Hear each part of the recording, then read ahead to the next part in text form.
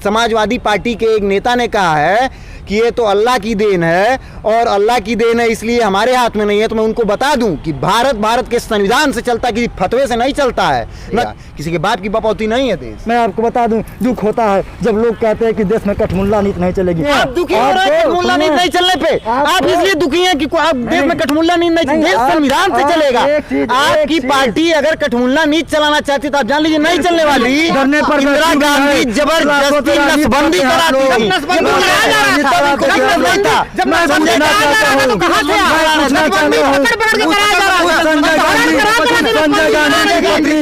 संजय गांधी का नेता, आपकी पार्टी का नेता,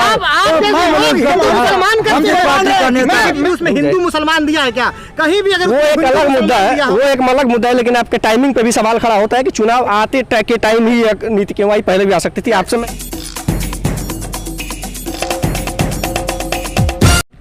नमस्कार, मेरा नाम है सुशांत और आप देख रहे हैं द पॉइंट मीडिया। हम इस वक्त गोरखपुर में मौजूद हैं और ये गोरखपुर विश्वविद्यालय का प्रांगण है। हमारे साथ कुछ युवा यहाँ पर मौजूद हैं जो लगभग सारी राजनीतिक पार्टियों का प्रतिनिधित्व करते हैं, चाहे वो ABVP हो, असुर हो या NSUI हो। आज हम इनसे बातचीत करेंगे एक ऐसे मुद्दे पर जो इस समय उत्तर प्रदेश की राजनीति में काफ़ी गर्माहट लाए हुए हैं। जी हाँ, हम बात कर रहे हैं उत्तर प्रदेश सरकार द्वारा लाई गई नई जनसंख्या नीति पर, जिसमें मुख्य तौर पर यह जोर दिया गया है कि अब यह कानून ला दिया जाएगा कि सिर्फ 2 ही बच्चे आप पैदा कर सकते हैं। आप जानते हैं कि उत्तर प्रदेश देश का सबसे बड़ा राज्य है जनसंख्या के मामले में और जनसंख्या को लेकर काफ़ी बोझ है उत्तर प्रदेश के कंधे पर। तो उत्तर प्रदेश सरकार ने एक कोशिश की है। आइए देखते हैं कि अलग अलग तरह के लोग इसको किस तरह से देखते हैं। सबसे पहले हमारे साथ मौजूद है असुर राजनीतिक संगठन, जो कि छात्र संगठन असुर, उनके प्रतिनिधि हमारे साथ मौजूद थे। इनका क्या सोचना है उत्तर प्रदेश सरकार के इस फैसले को लेकर। सबसे पहले आपका स्वागत है द पॉइंट मीडिया पर। आप हमारे दर्शकों को अपना नाम बताएं। सुधीराम रावत। और आपको इस जनसंख्या नीति के पर क्या कहना है, किस तरह से देखते हैं आप? देखिए सर, जनसंख्या नीति पूरी तरह से विफल रहेगा क्योंकि इसके पहले भी कई राज्यों में लागू हो चुका है और वहाँ पे जनसंख्या नियंत्रण को लेकर के काफ़ी सुधार होने की संभावना थी, लेकिन हो नहीं पाई क्योंकि जो भी आज का युवा नौकरी पेशे में जाना चाहता है वो शादीशुदा नहीं है। और ऐसा होता है कि अगर वो दो बच्चे से अधिक बच्चे पैदा नहीं करता है तो क्या गारंटी है कि योगी और मोदी जी नौकरी उसे दे देंगे? नहीं, देखिए ये बात नहीं कहेगी कि योगी और मोदी जी आप 2 बच्चे पैदा करें तो नौकरी दे देंगे, ये कहीं नहीं कहा गया। इसका मतलब सिर्फ इसलिए है कि अगर आप 2 से ज़्यादा बच्चा पैदा करते हैं निश्चित तौर पे देश में बोझ है, क्योंकि काफ़ी समय से चलता आ रहा है कि हम 2 हमारे 2। इसको लेकर कोई नीति और कोई कानून सरकार में नहीं है, लेकिन सरकार एक आप ऐसी समझिए कि आपको प्रेशर बनाना चाहती है, आप कैसे भी डरें ताकि इस देश को जनसंख्या के बोझ से बचाया जा सके। देखिए बिल्कुल, ये तो काफ़ी हद तक सही है, लेकिन इससे जो है कि देखिए अबॉर्शन के मामले ज़्यादातर बढ़ जाएंगे। मतलब भारत पुरुष प्रधान देश है और यहाँ पे बच्चों को ज़्यादातर मान्यता दी जाती है। लड़कियों की हत्या ज़्यादातर अल्ट्रासाउंड में देख करके ही हत्या करा दी जाती है। इसके लिए भी तो कानून है, लेकिन लागू कहाँ हो पाता है? कहाँ मतलब पूरी जांच हो पाता है? गाँव में देखिए कि ज़्यादातर कम उम्र में ही बच्चों की शादी, लड़कियों की शादी करा दी जाती है और इसी के नाते बच्चे पे बच्चा पैदा करते चले जाते हैं बेटे की चाहत में। तो इसीलिए मेरा कहना है कि इसमें ज़्यादातर बच्चों की हत्या ज़्यादातर होगी लड़कियों की। उसके बाद से क्या है कि तलाक के मामले बढ़ जाएंगे। और तलाक के मामले कैसे बढ़ जाएंगे? क्यों नहीं, देखिए जब कोई भी व्यक्ति रहेगा, जब 2 से अधिक बच्चे पैदा हो जाएंगे और उसको नौकरी नहीं मिलेगा, अपने बीवी बच्चों को, अपने परिवार का ध्यान नहीं रख पाएंगे, तो हो सकता है को बीवी को अपने छोड़कर किसी और से शादी कर ले। ऐसा भी हो सकता है ना। हमारे साथ NSUI के प्रतिनिधि मौजूद हैं, इनसे हम जानना चाहते हैं कि इस जनसंख्या नीति के पीछे इनका क्या विचार है। नमस्कार, मैं योगेश प्रताप सिंह, प्रदेश महासचिव NSUI उत्तर प्रदेश। देखिए, जनसंख्या नीति जिसको लेकर ये काफ़ी सरगर्मी बढ़ी हुई पूरे सूबे के अंदर, पूरे देश के अंदर एक बात चल रही है। एक विडम्बना कही जाएगी कि एक 4 बच्चों का बाप संसद में प्रस्ताव लेकर जा रहा है, 2 बच्चे से ज़्यादा नहीं होना चाहिए। आप समझ गए होंगे हमारा इशारा किसकी तरफ है, ठीक है? आप सांसद रवि किशन की बात कर रहे हैं, लेकिन मैं एक चीज़ नहीं सर, मैं उम्मीद करूंगा कि आप मुझसे जब सवाल कर देंगे तो मैं आपको जवाब दूंगा, फिर आप सवाल करेंगे, ठीक है? आप पता करेंगे इस नियम कानून को लागू करने की कवायद रखने वाले माननीय मुख्यमंत्री उत्तर प्रदेश योगी आदित्यनाथ जी स्वयं 6-7 भाई बहनों में से एक हैं। नरेंद्र मोदी जी भाई बहन मिलाकर के 9 हैं, ठीक। परवीन तोगड़िया इनके जो हिंदू महासभा के नेता रहे हैं, उनका पता करेंगे 8-9 घर में उनके भी लोग पड़े हुए हैं। तो कह रहे ना कि पर उपदेश कुशल बहुतेरे, ठीक है, ये गांधी जी ने कहा था कि दूसरों को उपदेश देने से अच्छा ना पहले उसको अपने ऊपर लागू करिए, ठीक, एक चीज़। दूसरी चीज़, इस नीति में खामियां क्या हैं? नो डाउट जनसंख्या एक बहुत बड़ा बोझ है, लेकिन हम मानव भूगोल के छात्र हैं और उम्मीद रहा कि आप भी विश्वविद्यालय के छात्र हैं, आप भी लोग मानव भूगोल में एक बड़े विद्वान हैं, उनका एक स्टेटमेंट है कि इंसान जब पैदा होता है तो सिर्फ एक पेट लेकर के नहीं पैदा होता है, उसके साथ 2 हाथ होते हैं, 2 पैर होते हैं, ठीक। तो ज़रूरत जनसंख्या समस्या नहीं है, समस्या है ना कुछ जनसंख्या को सही दिशा दिखाना। हम समस्या ये है ना कि हम उस जनसंख्या को ना जाति, धर्म, मजहब, पंथ, इन चीज़ों में बांटे नहीं, हम उनको सही दिशा दें। हम ये करें भाई साहब, आपके अगर 5 भाई हैं और 5 लोगों को अच्छी शिक्षा दीक्षा दी जाए, 5 लोग और IAS होते हैं, ठीक है, और आपका अगर अकेले आप हैं, आप अकेले IAS हैं, तो आप बताइए आपका 5 भाई IAS बनेगा, आपका परिवार समृद्ध हुआ कि नहीं हुआ, देश समृद्ध हुआ कि नहीं हुआ, ठीक है। और दूसरी चीज़ है कि जनसंख्या नियंत्रण कानून लाना चाहिए कि नहीं लाना चाहिए। 3-4 दिन पहले आज तक पे एक विश्व बैंक की एक रिपोर्ट थी, आदरणीय चित्रा त्रिपाठी जिस पे अपना वो दिखा रही थी। विश्व बैंक की ये रिपोर्ट कहती है कि अपने देश के अंदर जो जनसंख्या वृद्धि का दर है वो 2.21% आ चुका है। इसका मतलब ये है कि बिना किसी कानून के, बिना किसी नियम के भी इस देश के अंदर जो है बच्चा पैदा करने की जो एक हमारी सोच है ना, वो 2 बच्चों तक आ चुकी है, ठीक है। तो बेवजह का इस प्रकार का कानून ला करके लोगों को फंसाने की आवश्यकता नहीं है। अगर आपको कानून लाना हो ना तो आप एक कानून लाइए शिक्षा पे। आप ये जान लीजिए जब जब साक्षरता जैसे जैसे बढ़ती जाएगी, इस बात को हम भी स्वीकार करेंगे, आप भी स्वीकार करेंगे, हमारे विपरीत विचारधारा के लोग भी स्वीकार करेंगे कि अगर आपके घर में साक्षरता, यदि आप शिक्षित हैं, ठीक है, तो आपको बताने की आवश्यकता नहीं कि आप 4 बच्चे पैदा करेंगे, 2 बच्चा पैदा करेंगे। हम सिंसियर हैं, मुझको मालूम है अगर हम 4 बच्चे पैदा करेंगे तो उनका लालन पालन करना कठिन होगा। तो एक कानून की आवश्यकता है कि हम एक शिक्षा की कानून लाएं, जो है अनिवार्य शिक्षा की व्यवस्था की गई है, लेकिन उसका इम्प्लीमेंट कहीं न कहीं ज़मीन पर नहीं हो पा रहा है। तो आवश्यकता है कि इस कानून से ज़्यादा ज़रूरी है कि वो कानून लाया जाए। अब आप एक काउंटर क्वेश्चन पूछेंगे, इससे पहले में ABVP के हमारे साथ मौजूद हैं एक प्रतिनिधि, उनसे हम जानना चाहते हैं। सबसे पहले अपना नाम बताइए, द पॉइंट मीडिया पर भारत को। नमस्ते, सौरभ गौड़, प्रदेश सह मंत्री, अखिल भारतीय विद्यार्थी परिषद। आपका क्या कहना है इस नीति पे?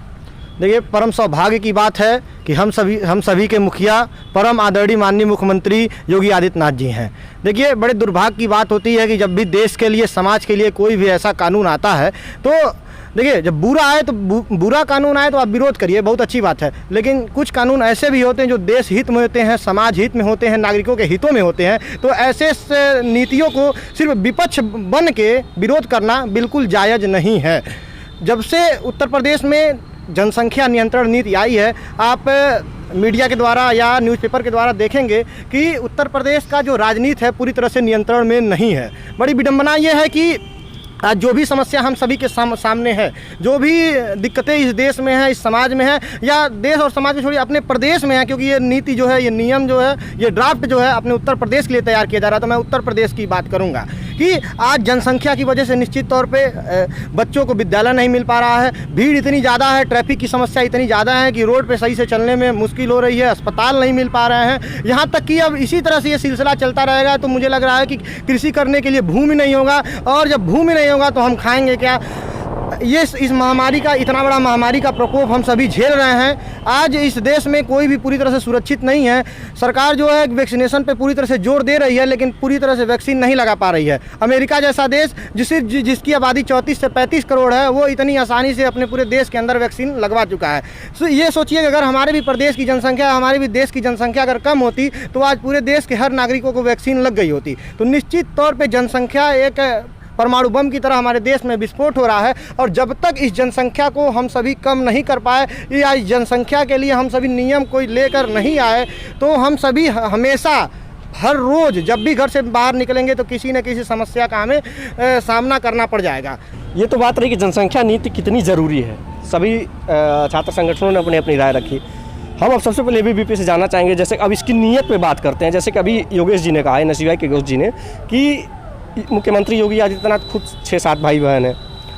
यहाँ आपके यहाँ के सांसद रवि किशन जी 4 बच्चों के बाप हैं।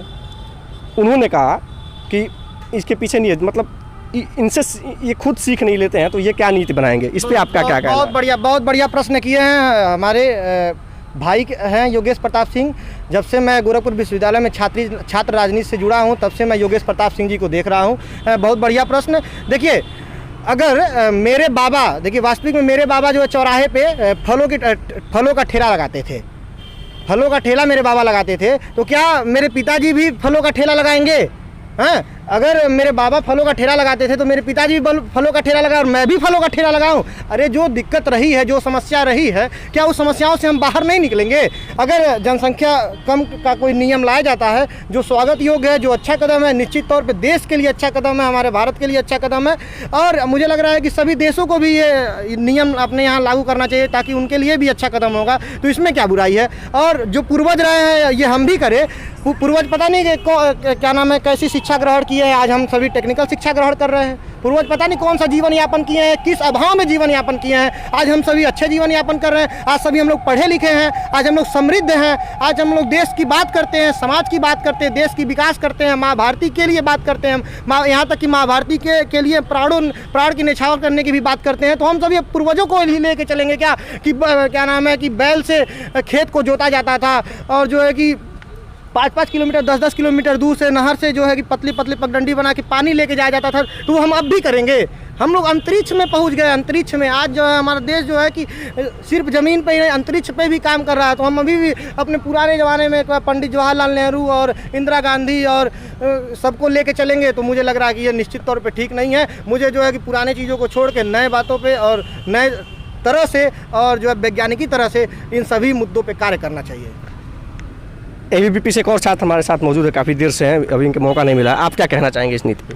सर्वप्रथम तो मैं उत्तर प्रदेश की सरकार को ये नीति लाने के लिए बहुत बहुत धन्यवाद देता हूँ और उनसे मांग करता हूँ कि जल्दी इसे कानून का रूप दिया जाए। पहली बात यह है कि आज जनसंख्या मुझे लगता है कि भारत की नहीं पूरे विश्व में एक सबसे बड़ी समस्या बन करके बाहर आ रही है। हम सब बचपन से पढ़ते आए कि जनसंख्या विस्फोट।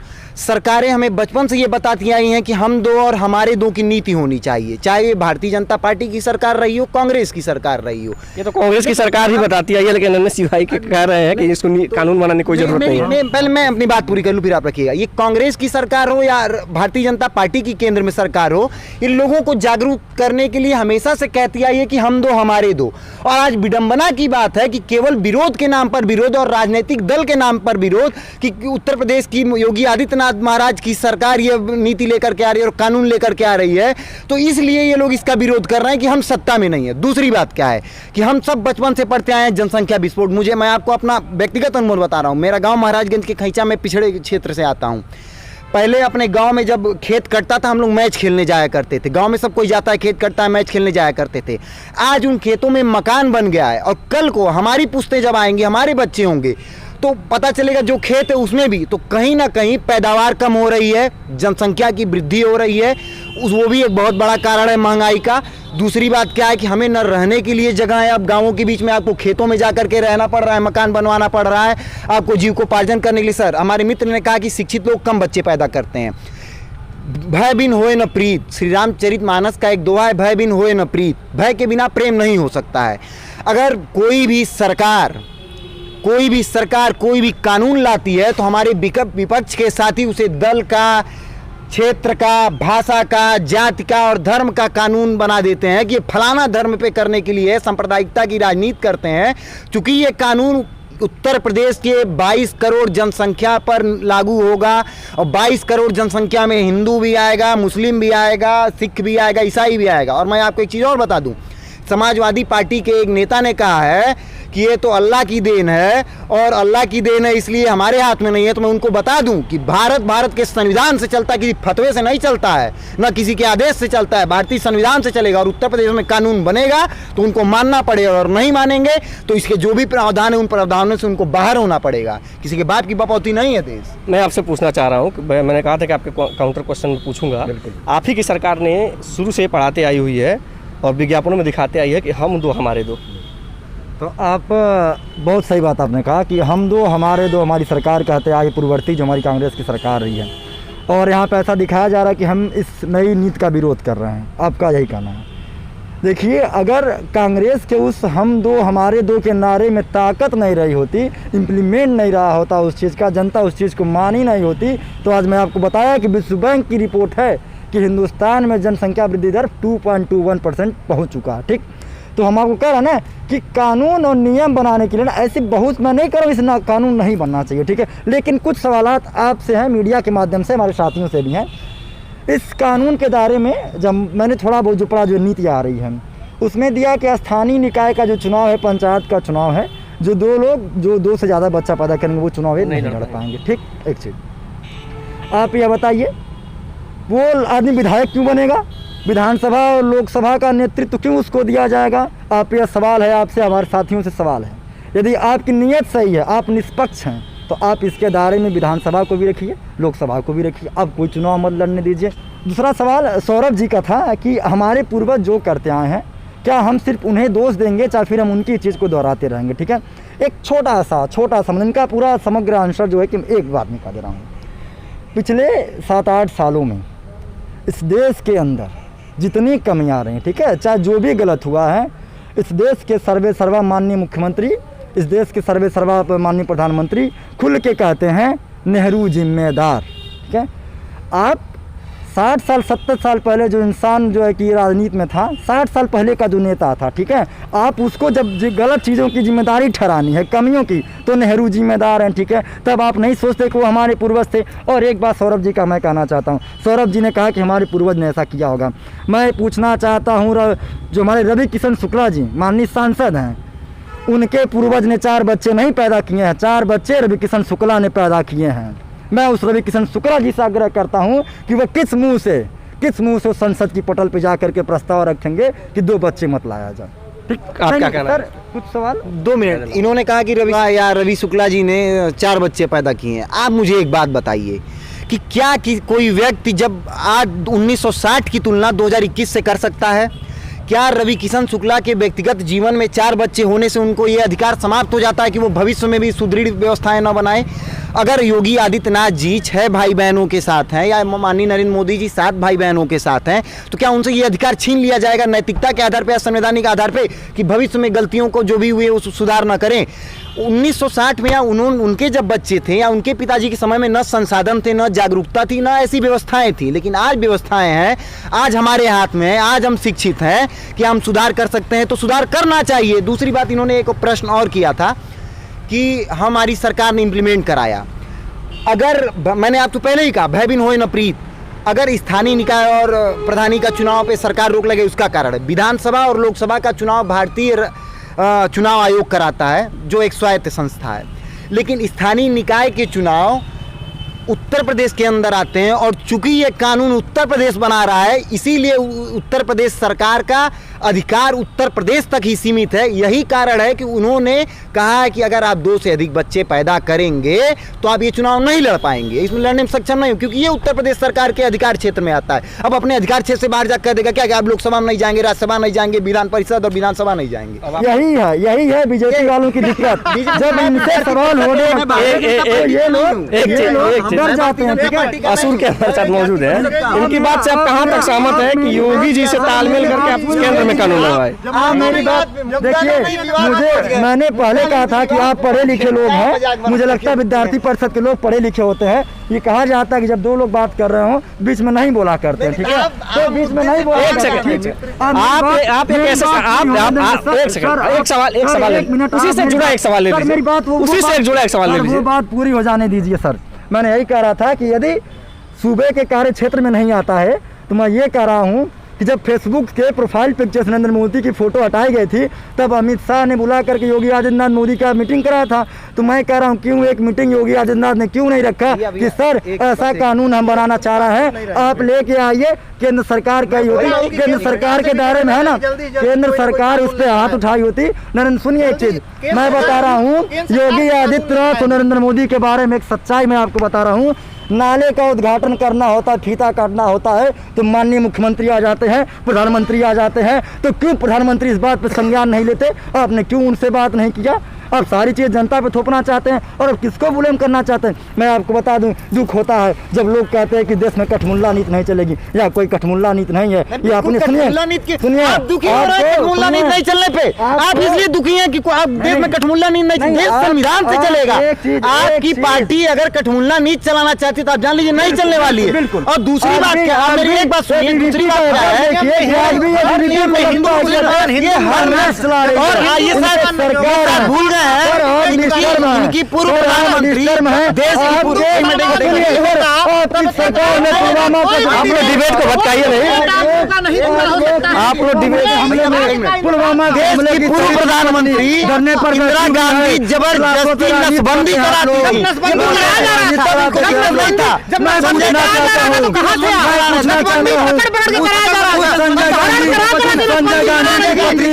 संजय गांधी का नेता, आपकी पार्टी का नेता, आपकी पार्टी का नेता,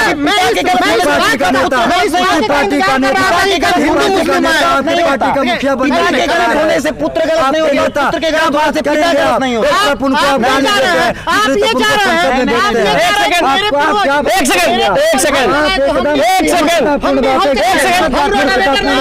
धैर्य बनाइए, आप लोग अनुशासन नहीं है, आप लोग हमेशा आप लोग अनुशासन दिखाइए, आप लोग अनुशासन दिखाइए। हमारे साथ असुर के प्रतिनिधि मौजूद हैं। इन दोनों लोगों की बातों से आपको क्या लगता है, कौन सही है इसमें? ठीक है, देखिए हमको लगता है कि जो गांव में कम उम्र में शादियाँ की जाती है उस पर रोक लगे, वहाँ पे जाके जागरूक की जाए और संसाधनों को बढ़ाया जाए, तभी हमारे लोगों को अच्छे से सुख सुविधाएँ मिल पाएंगी। और इससे जब वो लोग साक्षर होंगे तो वो जनसंख्या नियंत्रण खुद ही का कंट्रोल में आएगा। एक कंक्लूसिव स्टेटमेंट आप दीजिए हमारे चैनल के माध्यम से, आप क्या कह रहे हैं? चैनल के माध्यम से हम हर श्रोता को, हर दर्शक से एक बात कहना चाहेंगे कि आप किसी भी राजनीतिक दल के दलित विचारों के, दलीय विचारों के शिकार मत बनिएगा। आप सिर्फ और सिर्फ अपने घर में, अपने घर के लोगों को, अपने आसपास के लोगों को शिक्षित होने का निर्देश दीजिएगा, उनके शिक्षा में बढ़ावा करने का निर्देश दीजिएगा, क्योंकि ये विडंबना है कि सिर्फ आप ही हैं जो अपने पड़ोसियों को पढ़ा लिखा सकते हैं। बीजेपी की सरकार सिर्फ और सिर्फ दंगे कराना बच्चों को सिखा सकती है, पढ़ा लिखा नहीं सकती है। आप पढ़ाइए लिखाइए और उसके बाद से अपने आप, जब आपके घर का बच्चा पढ़ा रहेगा, जनसंख्या भी रुकेगी, घर में रोटी भी आएगी, मान सम्मान भी बढ़ेगा और शान के साथ अपने जीवन को जिएंगे। धन्यवाद। देखिए, मैं तो इस डिबेट के प्रारंभ में ही बोला हूं कि इस प्रदेश का जो मुखिया है माननीय मुख्यमंत्री योगी आदित्यनाथ जी है। निश्चित तौर पे हम सभी सौभाग्यशाली हैं कि ऐसे हम लोग के नेतृत्व करता है, और इस नियम का, इस कानून का हमें इंतज़ार पिछले कई सालों से था। और एक थोड़ा सा मुझे हृदय में दुख यह है कि जब 17 में सरकार बनी तो 17 में ही इस कानून को, इस नियम को लाना चाहिए था।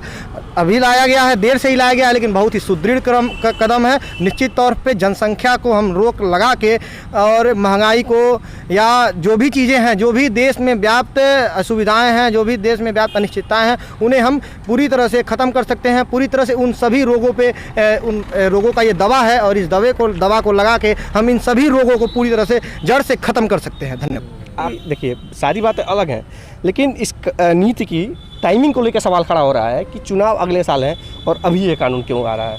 देखिए, दो कारण है उसके। पहला कारण ये है कि मुझे नहीं लगता कि कोई भी सरकार ये सोच करके ऐसा कानून लाएगी कि चुनाव में, क्योंकि ये पूरे हर जात वर्ग, बिरादरी, भाषा, क्षेत्र के लिए है। दूसरी बात ये है कि पिछले कुछ वर्षों तक हमारी सरकार ने वो सभी काम किए हैं जो पिछली सरकारों ने बंटाधार कर दिए थे। तो और सब काम करते करते इसकी तैयारी करने में थोड़ा समय लगा, इसलिए थोड़ा सा लेट से आया, और इसके लिए मैं माननीय योगी आदित्यनाथ जी की सरकार को बहुत धन्यवाद देता हूँ। हालांकि ये थोड़ा पहले आ जाना चाहिए था। आप सभी लोगों का हमारे चैनल के साथ बातचीत करने के लिए बहुत बहुत धन्यवाद। ऐसे ही और ज्वलंत मुद्दे हम आपके लिए लेकर आते रहेंगे। आप देखते रहिए द पॉइंट मीडिया, क्योंकि हम दिखाते हैं वो जो खबर पक्की है।